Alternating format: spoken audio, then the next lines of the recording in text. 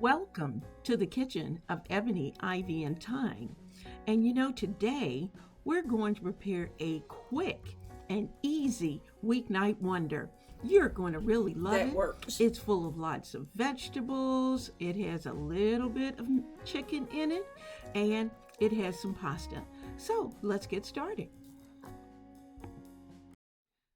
If you are new to the kitchen, you may not know a lot about mushrooms. Mushrooms are pretty special. And most of the time, so many times, we end up with mushrooms in soup, we end up with mushrooms in dishes, and they're chopped up so small that you don't even know they're there. Now, today we're going to be working with some portobello mushrooms, and they're actually baby portobellos. And what we're going to do is to get them cleaned up. Now, I want mine sliced and I want them quite hearty. You'll notice that I'm keeping the stems, but first I'm going to take the ends off of the stems because when they've been sitting in the grocery store, those ends don't always look very nice. So we're going to take that part off and then go back and slice the mushrooms. But before we do any slicing and dicing, we're going to make sure that we have cleaned them, because while the dirt that you see that's on them is not necessarily harmful to your body, you must, if you want your family to eat mushrooms, you have to get that off because it's going to be very gritty in their mouth.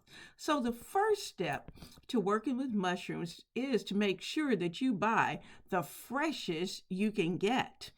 And so you want to look for portobello mushrooms. You want to, if you can, give them a sniff.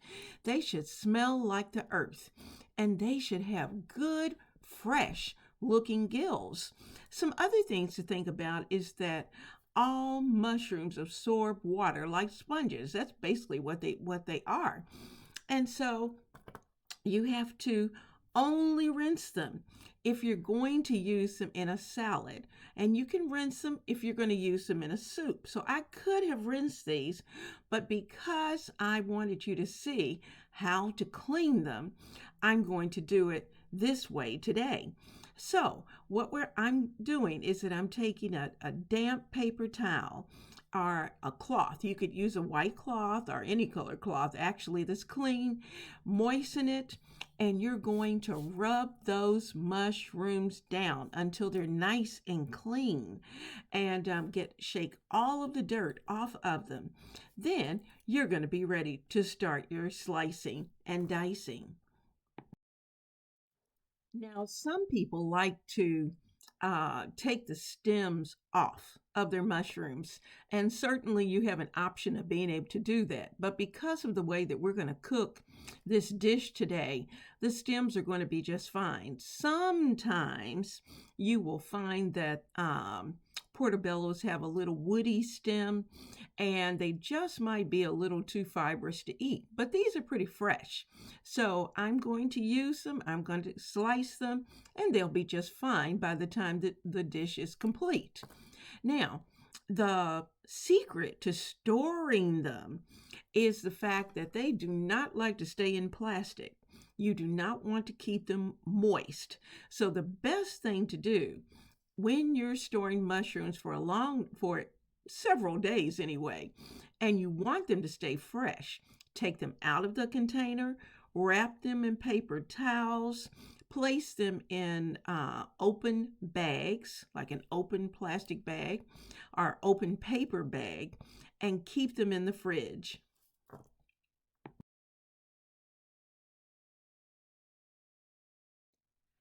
For those of you who might have come in a little late, I'm Leona Dooley, and this is Ebony Ivy and Thyme. You are always welcome in my kitchen because we are preparing delicious dishes, and tonight is a weeknight wonder.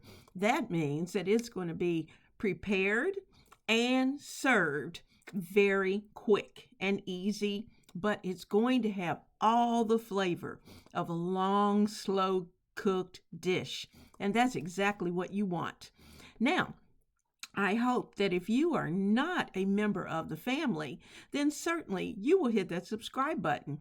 And if you like these little weeknight wonders that are easy and delicious, then be sure to tap that like button because that will tell me to prepare more and to show you more and to give you some little tips and tricks along the way. Typically, broccoli is one of those vegetables that most children like. We called them trees when the kids were little. And the nice thing about trees is that we can slice them, we can serve them fresh, we can certainly cook them. But if you're like me, when I cook mine, I still want them to have just a little bit of bite. Now, so often we get down to the stems, we chop those stems off, and we either toss the stems or put them into the freezer for using with a stock. But today what I'm going to do is that I'm going to keep the stems. I'm going to peel them back and take the harder portion of it because the outer portion of the stem is quite tough. So we're going to take that part off and go down to the more tender portion of the stem. And we're going to keep all of our broccoli. So this is going to be a very nutritious dish. Now, so far, we've got the mushrooms, we've got the broccoli, and we're going to need some artichokes. Now, the artichokes, I wanted to buy frozen artichokes because they're still fresh. I don't have to peel them because that's quite a chore. And so I went to the grocery store, couldn't find any. They didn't have any. In fact, the gentleman in the grocery store said that they're only found in the grocery store typically during the holiday season. Well, evidently it's not close enough to the holiday season because I couldn't find any. So I'm using some jarred artichokes, but I'm using artichokes that are not in any type of oil because I want to be able to control what's going into my dish.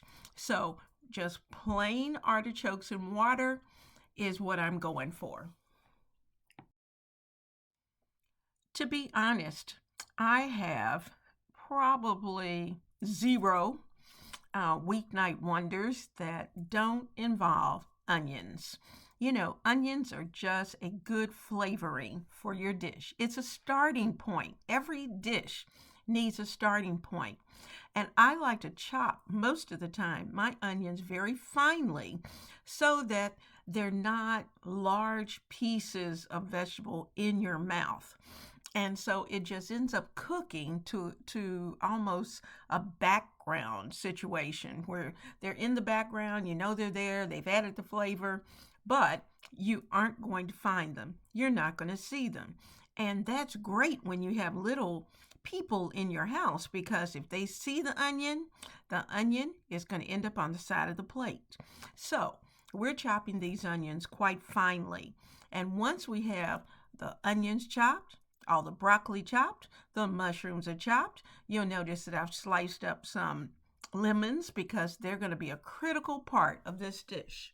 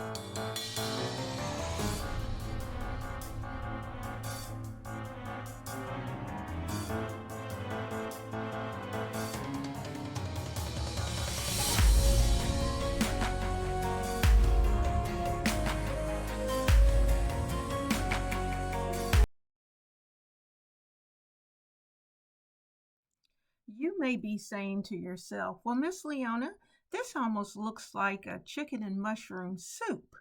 But guess what? We still have the pasta to add. And we're going to actually cook the pasta in all of this liquid. But what we've done is that we have seasoned everything inside of the pot. So when the pasta cooks, it's going to be seasoned as well. I broke our pasta into thirds so that it would cook quickly and would move around in the midst of the mushrooms and the chicken in the liquid. So we're going to get all of that into the pot.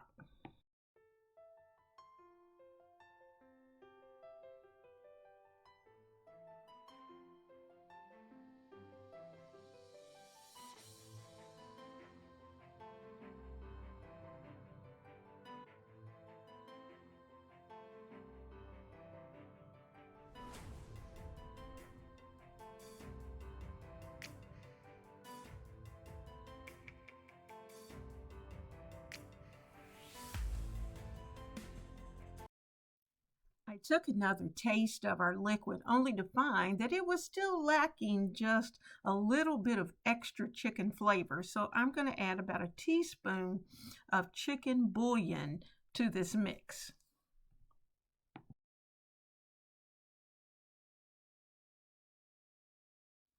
Once the pasta starts to cook, be sure to add a little more liquid so that it will be able to come to the texture that you want it.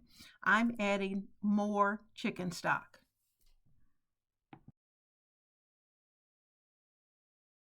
We have our pasta cooking and it's coming to temperature, and at this point it's time to add all of the extras. We're going to add just a little bit of lemon juice in at this point just to lift and to freshen the taste. And I tell you what, the lemon is the game changer. It makes this dish pop. So we're going to add all of that broccoli in, and that's about at least a pound, maybe a pound and a half of broccoli that we've prepared, as well as I added in 2 containers of artichokes, and we're going to put them in as well. You can see that they're ready, but I think the frozen would have been much better. I think the texture would have been better, but you know what? When you don't have exactly what you need, you're going to make it work anyway. So we're going to put all of this in the pot and press it down. I'm going to put a top on it and let everything simmer for about 10 minutes.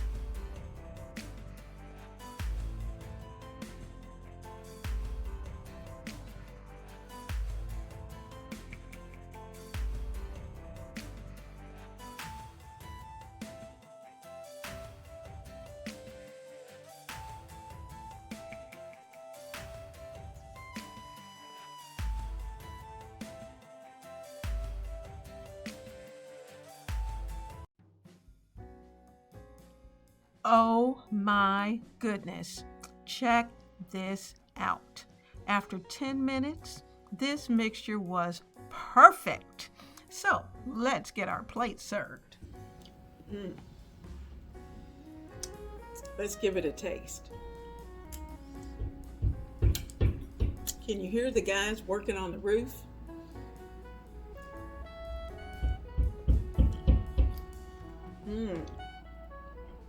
The lemon just lifts the flavor.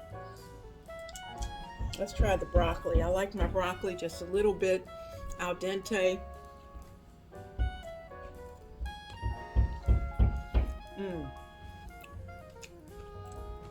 that works. So easy, so fast. This is a great weeknight wonder.